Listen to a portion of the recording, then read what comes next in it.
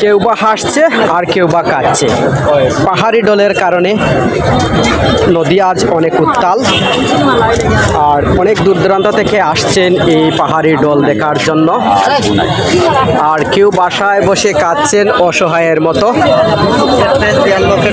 এই নদীর উত্তাল দেখে মনে হচ্ছে যে এটা 2022-এর বন্যাও পেরিয়ে গিয়েছে।